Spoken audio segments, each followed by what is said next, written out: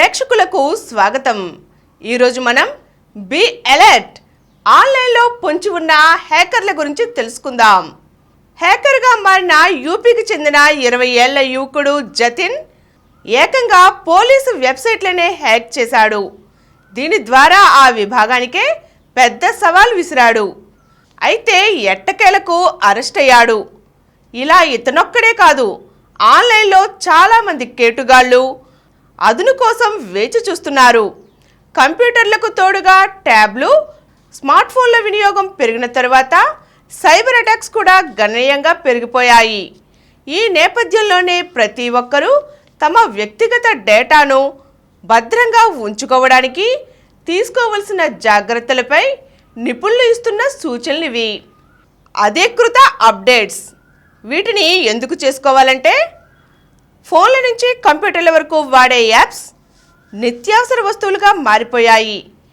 వీటికి బగ్ లేదా లోపాలను గుర్తించడానికి తయారీదారులు నిత్యం పరిశోధన, అభివృద్ధి చేస్తూనే ఉంటారు. ఇలాంటివి గుర్తిస్తే ప్యాచ్ చేయడానికి సాఫ్ట్వేర్స్ అప్డేట్స్ను అందిస్తాయి. ఇలా అధీకృత సంస్థ నుంచి వచ్చే అప్డేట్స్ను ఖచ్చితంగా చేసుకోవాల్సిందే. అలా చేయకపోతే డేటాను యాక్సెస్ చేయడానికి సైబర్ నేరగాళ్లకు అవకాశం ఇచ్చినట్లు అవుతుంది. లాగిన్ వివరాలు వేరువేరుగా ఉండాలి. ఎందుకంటే థర్డ్ పార్టీ యాప్ల వినియోగం వీలున్నంత వరకు తగ్గించాలి. అంటే వేర్వేరు యాప్లను లాగిన్ చేయడానికి ఒకే ఖాతాను ఉపయోగించకూడదు. ఇన్స్టాగ్రామ్, ఎక్స్ ఖాతాలను లాగిన్ చేసేందుకు చాలామంది ఫేస్బుక్ ఖాతాను వినియోగిస్తారు. అలాగే అనేక అంశాల్లో గూగుల్ వివరాలు పెడుతూ ఉంటారు. ఇలా చేయడం వల్ల ఒక్క పాస్వర్డ్ సంగ్రహించే హ్యాకర్లు మిగిలిన అన్నిటినీ కూడా హ్యాక్ చేయగలుగుతారు. ఈ నేపథ్యంలోనే వీటి లాగిన్స్ అన్నీ వేర్వేరుగా ఉండేలా చూసుకోవాలి. పాస్వర్డ్ల విషయంలో ఇటీవల అంతర్జాతీయంగా జరిగిన అనేక సర్వేలలో పాస్వర్డ్స్ విషయంలో వినియోగదారులు చాలా నిర్లక్ష్యంగా ఉంటున్నారని తెలిసింది.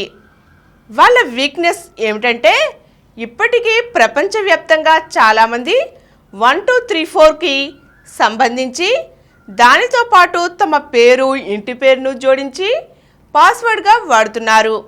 లేకపోతే పాస్వర్డ్గా పాస్వర్డ్ లేదా పాస్వర్డ్స్ అనే పదాన్ని వాడుతున్నారు. అలాగే పిన్ల విషయంలో 12341111 లేదా 0000 వంటి పాస్వర్డ్లను వినియోగిస్తున్నారు.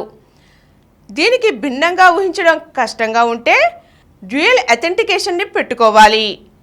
పాస్వర్డ్లో ఖచ్చితంగా క్యాపిటల్, సంఖ్య, గుర్తు వంటివి ఉండేలా చూసుకోవాలి. ఎక్స్టెన్షన్లను తొలగించండి. కంప్యూటర్, ల్యాప్టాప్ల్లో మీరు ఉపయోగించిన తరచూ వినియోగించే యాప్లు, బ్రౌజర్ ఎక్స్టెన్షన్లను అనేక మంది అలానే ఉంచుకుంటారు.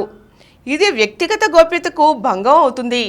ఈ నేపథ్యంలో ఖచ్చితంగా ప్రతి ఒక్కరూ ఆయా ఎక్స్టెన్షన్లను తొలగించాలి. అధీకృత మినహా ప్రతి యాప్ను అనుమానించవలసిందే. అనేక యాప్స్ వినియోగదారు డేటాను సేకరించి విక్రయించడం ద్వారా డబ్బు సంపాదిస్తాయి. ఏదైనా ఫైల్ డౌన్లోడ్ చేస్తున్నప్పుడు అధికారిక యాప్ స్టోర్స్ మాత్రమే వినియోగించాలి. చరిత్రను తుడిచివేయవలసిందే. ఇటీవల కాలంలో ప్రతి ఒక్కరూ చిన్న చిన్న విషయాలకు సైతం గూగుల్లో సెర్చ్ చేస్తున్నారు. అలాగే వ్యక్తిగత విషయాలకు సంబంధించి అనేక వివరాల కోసం కూడా సెర్చ్ ఇంజన్లను ఆశ్రయిస్తున్నారు. ఇలా 95% మందికి సెర్చ్ హిస్టరీని డిలీట్ చేయాలనే విషయం తెలియట్లేదట. ఇలా చేయకపోతే కొన్ని సందర్భాలలో వ్యక్తిగత డేటా ఇతరుల చేతికి చేరుతుంది. కొన్ని సెర్చ్ ఇంజన్లలో ఈ డిలీట్ ఆప్షన్ కూడా ఉండదు. అందుకే అధీకృత సెర్చ్ ఇంజన్, అలాగే సురక్షితమైన వెబ్సైట్లనే ఎంచుకోవాలి. ఆన్లైన్లో బ్రౌజ్ చేస్తున్నప్పుడు వర్చువల్ ప్రైవేట్ నెట్వర్క్లను వినియోగించడం మంచిది. అత్యవసర సమయాల్లో పబ్లిక్ వైఫై వంటివి వినియోగించాల్సి వస్తే జాగ్రత్తగా వాడాలి. వ్యక్తిగత సమాచారం ఇతరులకు చేరకుండా చూసుకోవాలి.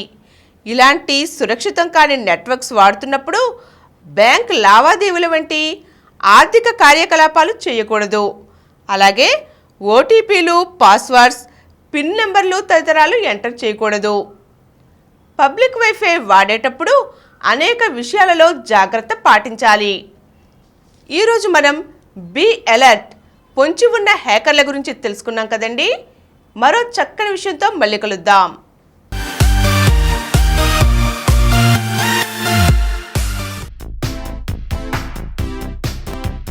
Please download Samaram Channels app from Google Play Store and watch your favorite channels. Click the bell icon and subscribe to the channels.